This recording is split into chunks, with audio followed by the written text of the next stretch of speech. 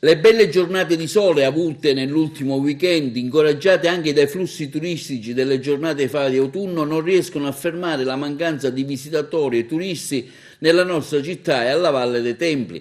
Dalle immagini fatte lo scorso fine settimana si vedono infatti pochi visitatori a causa della pandemia in atto, i chioschi di vendita dei souvenir sono chiusi, non riuscendo così a coprire le spese. Sono chiuso, Sì. sono in fase di ristrutturazione, Sì. qua sto sistemando qualcosa, quindi ho aperto solo le sale cinesche ma non c'è lavoro perché comunque si vede che c'è stato, a prescindere abbiamo avuto solo la presenza di italiani la maggior parte, poi anche loro ora sono meno, quindi sarà la situazione del lockdown, l'incertezza per gli aeroporti e tutto quanto, ma non c'è una grossa percentuale di visitatori. Quindi si sente, diciamo, il colpo il turismo, diciamo, l'ha subito, lo sta subendo, no? Sì, assolutamente.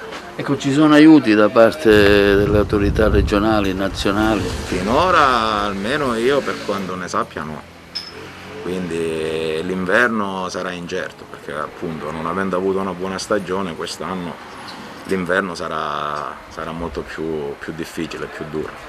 Dico, nonostante la bella giornata di oggi, insomma il weekend, le giornate fai, si vede che non c'è... Vabbè, ma no. i turisti non è che si sono aggiornate alle belle giornate, sì. hanno le loro date, hanno i loro programmi, quindi o il tempo è buono o non è soleggiato, comunque la gente se ha il programma in programma di venire a visitare viene a visitare. Questo, diciamo, non si sta verificando.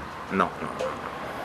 Tra le attività in itinere a Porta Quinta anche l'impegno dei volontari dell'Associazione Nazionale dei Carabinieri che vigila sui luoghi, ma che ci conferma pure il momento che stiamo attraversando dovuto alla pandemia che porta a una diminuzione di turisti, specialmente stranieri, e alla chiusura dei gazebo che vendono souvenir. Purtroppo questo Covid-19 diciamo, ci ha un po' così distrutto diciamo, l'economia e tutto quanto, diciamo, Agrigento, Italia, tutto. Sì, è questo discorso qua del Covid che comunque ha portato a questo sfacelo qua e niente, dobbiamo solo Quindi aspettare. c'è un calo reale. C'è un calo reale, effettivo, sì, effettivamente. Per cui è Anche di inutile, dico, servizi. che le attività restino aperte, no? No, è difficilissimo che restino aperte e poi diciamo che questo potrà accadere diciamo fra qualche mese perché effettivamente i contagi sono aumentati, di conseguenza la paura c'è e poi c'è il decreto amministrativo e tutte queste cose insieme hanno fatto sì che c'è questo purtroppo.